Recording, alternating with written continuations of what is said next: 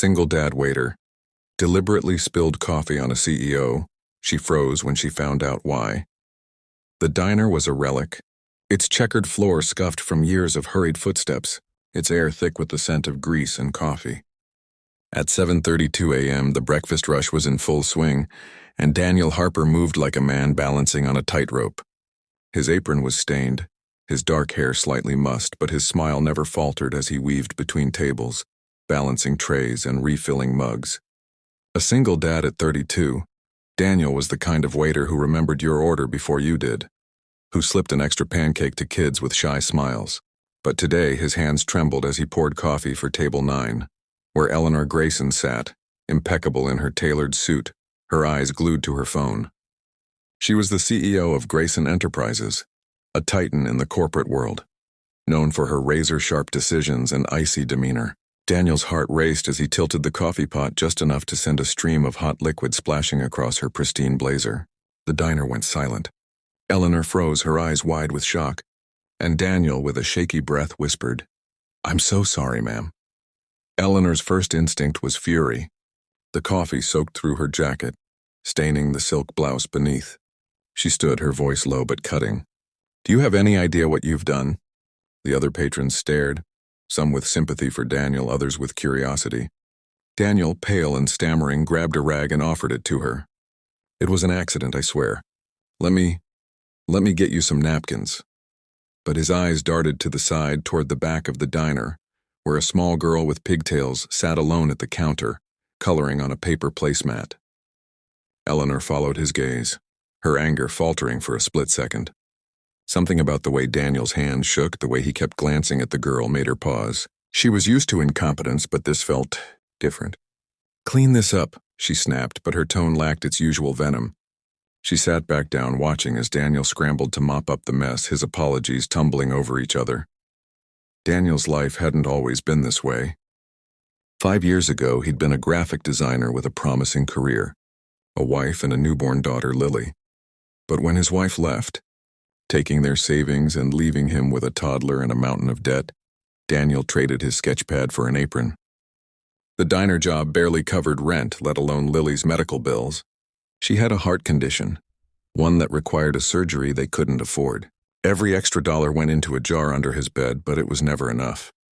That morning, Daniel had overheard Eleanor on her phone, discussing a charity gala for pediatric care. She was the key to a hospital endowment that could fund surgeries like Lily's. But how do you get a woman like Eleanor Grayson to notice a nobody like him? Spilling coffee wasn't part of a plan. It was a desperate act born of sleepless nights and a father's breaking heart. Eleanor dabbed at her blazer, her mind racing. She'd built her empire on precision, on never letting emotions cloud her judgment. Yet something about Daniel's frantic apologies, the way his eyes kept flickering to the little girl, tugged at a memory she'd buried deep. She'd grown up in a small town, raised by a single mother who worked double shifts at a diner just like this one. Back then, Eleanor had sworn she'd never let sentimentality hold her back. But now, watching Daniel wipe the table with shaking hands, she felt a crack in her carefully constructed walls. "What's your name?" she asked, her voice softer than she intended. Daniel hesitated, then muttered, "Daniel, ma'am." She nodded, glancing again at the girl who was now humming softly, oblivious to the tension. "Is she yours?" Eleanor asked, gesturing toward the counter. Daniel's face tightened, but he nodded. "Lily? She's 6. The diner's noise resumed, but for Eleanor the world narrowed to Daniel's story, pieced together from his halting words. He told her about Lily's condition, about the surgery that could save her, about the endless shifts he worked to scrape by. He didn't mention the coffee spill, but Eleanor wasn't a fool. She'd seen enough calculated risks in boardrooms to recognize one in a diner. "You spilled that coffee on purpose," she said, not accusingly, but with a quiet certainty. Daniel's face flushed, and he looked away, unable to meet her gaze. I heard you talking about the hospital endowment. I thought if I could get your attention, maybe." His voice broke, and he clenched his fists. "I didn't know what else to do." Eleanor should have been outraged. Manipulation was her domain, and she despised being played. But instead she felt something unfamiliar, a pang of empathy. She looked at Lily, whose crayons danced across the placemat, and saw her younger self waiting for her mother to finish a shift. She thought of the sacrifices her mother had made, the nights they'd gone hungry so Eleanor could have a shot at a better life. And here was Daniel risking everything for his daughter. Eleanor stood, her stained blazer forgotten. "Come with me," she said, her tone firm but not unkind. Daniel blinked, confused, but followed her to the counter, where Lily looked up with bright, curious eyes. Outside the diner, Eleanor made a call. Within minutes, her assistant had connected her to the hospital's chief of staff. Daniel stood nearby, clutching Lily's hand, barely daring to breathe. Eleanor spoke briskly, arranging for Lily's case to be reviewed by the hospital's top cardiologist. "And the endowment," she added, her voice steady, "will cover surgeries for children like her. Make it happen." When she hung up, Daniel stared at her, his eyes glistening. "Why?" he whispered. Eleanor hesitated, then said, "Because someone helped me once, a long time ago, and because I forgot what it's like to need that help." The emotional climax came quietly, not with grand gestures, but with a simple moment.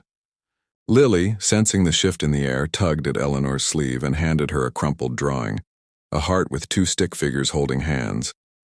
"This is me and Daddy," she said, her voice small but clear. Eleanor took the drawing, her throat tight.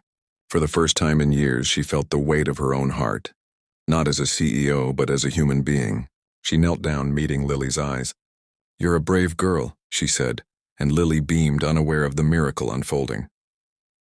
Days later, the diner buzzed with its usual chaos, but Daniel moved with a new lightness. Lily's surgery was scheduled, fully funded. Eleanor didn't return to the diner. She wasn't one for sentimentality. But a check arrived, anonymous, covering Daniel's rent for a year. Tucked inside was a note. "Keep pouring coffee. You're better at it than you think." Daniel smiled, tucking the note into his pocket. He'd never forget the day he spilled coffee on a CEO, not because it changed his life, but because it reminded him that kindness, even in desperation, could ripple outward, touching hearts he'd never expected. For Eleanor, the incident became a story she told at the next gala, not as a boast, but as a quiet admission. She spoke of a waiter who risked everything for his daughter, and of a little girl's drawing that reminded her of who she'd once been.